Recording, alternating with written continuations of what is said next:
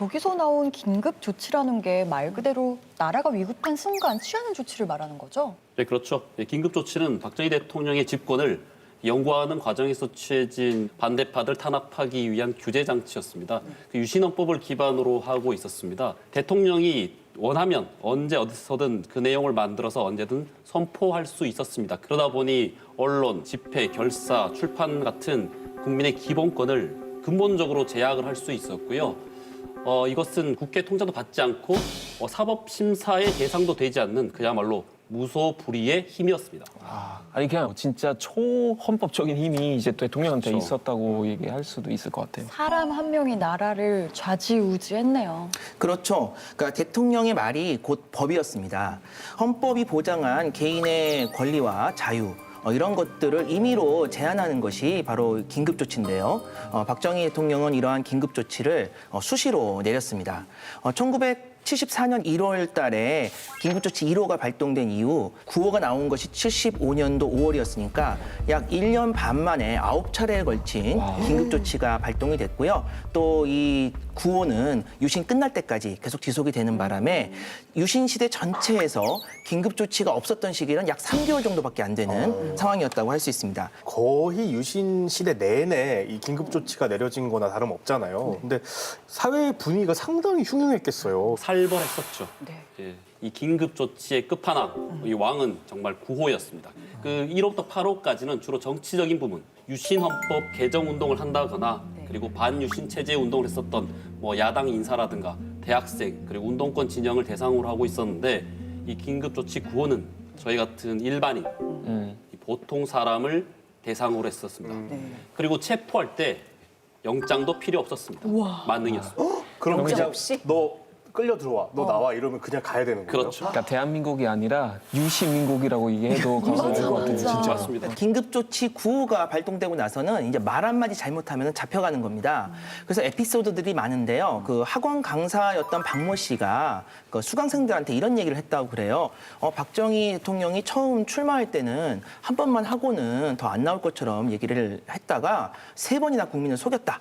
이런 얘기를 했는데 곧바로 잡혀가서 징역 3년에 집행유예 5년을 받게 됩니다. 충북 괴산에 사는 그 화전민 여모 씨는요. 주점에서 술 먹다가 이 박정희 나쁜 놈이다. 그러면서 우리 화전민들을 못 살게 굴려고 화전 정리 사업을 벌이고 있다. 이렇게 이제 술주정을 좀 했는데 네. 이것 때문에 또 잡혀 들어가서 네. 징역 2년에 집행유예 3년을 받는. 와, 그럼 제목은 뭐였어요? 둘 다 그 긴급조치 9호 위반이고 구체적으로는 유언비어 유포 혐의입니다. 유언비어? 연비호 아닌 것 아니 같은데. 그건 참말이잖아요. 맞아요. 사실대로 말했을 뿐인데. 그냥 입 닫으라는 소리지.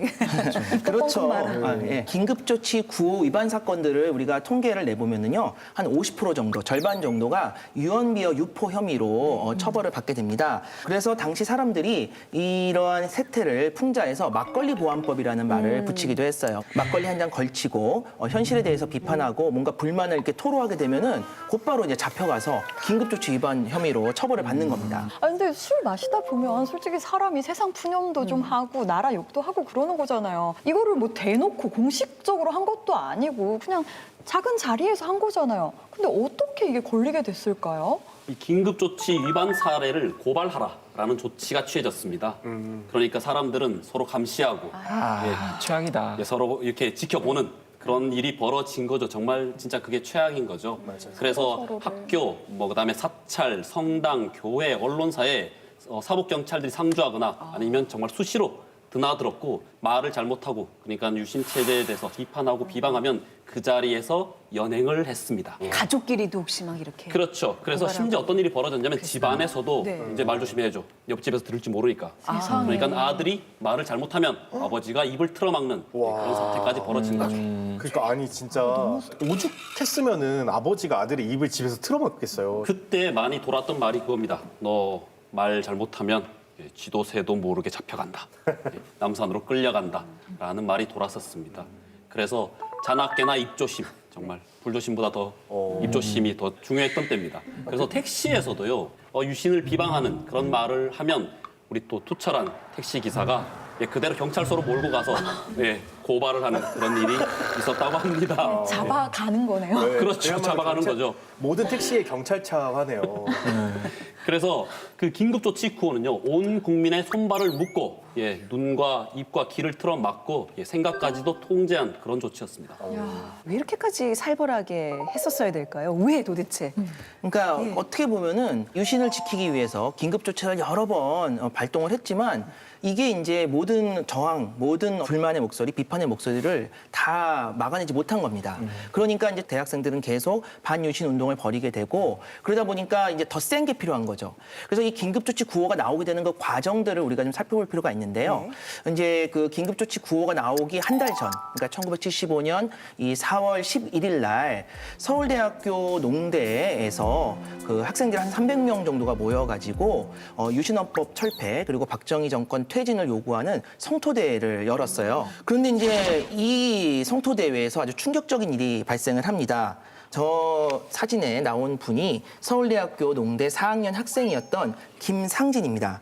근데 이 김상진 학생이 그 성토대에서 세 번째 연사로 나서가지고 차분한 목소리로 연설을 계속 하고 있었어요. 네. 그런데 갑작스럽게 돌발 행동을 합니다.